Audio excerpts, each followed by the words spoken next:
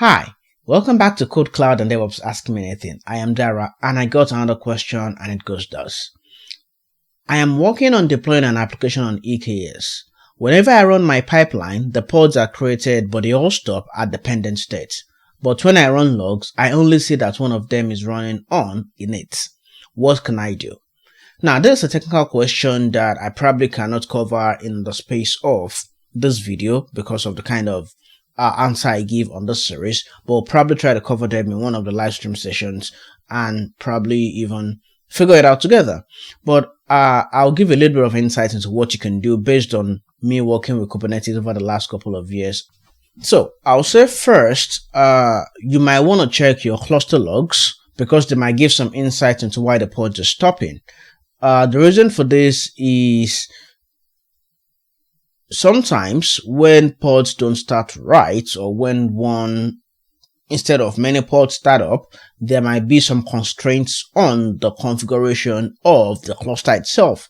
So it's good to check the cluster logs. If you don't have it enabled, please go ahead and do it so you can actually see what is happening, because they will give you an overall state of what is actually happening when the container is trying to start up.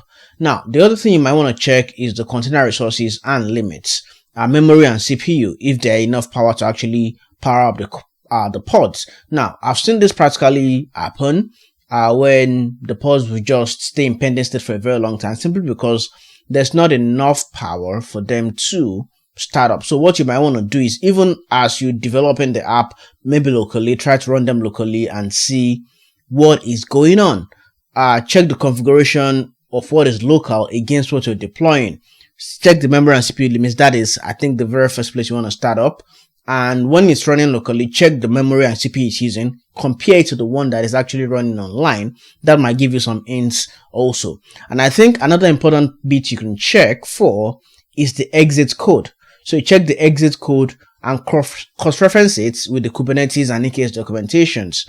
The exit code really, although they might not be the comprehensive or holy grail of the answer, but they might give you a pointer to what is happening with your pod. So some might be 137 like out of memory queued processes and things like that. So that gives a pointer into what might be going on and then lead you to further investigations. And I hope that answered your question really, although it's not as comprehensive as I would have made it in this kind of video. But I'll encourage you to actually join my online community where I share updates on videos like this, and I can actually chat about it one-to-one and hopefully get it sorted together. I'll put a link to the community in the video description and also as a pinned comment so you can check them out and join at your own free time.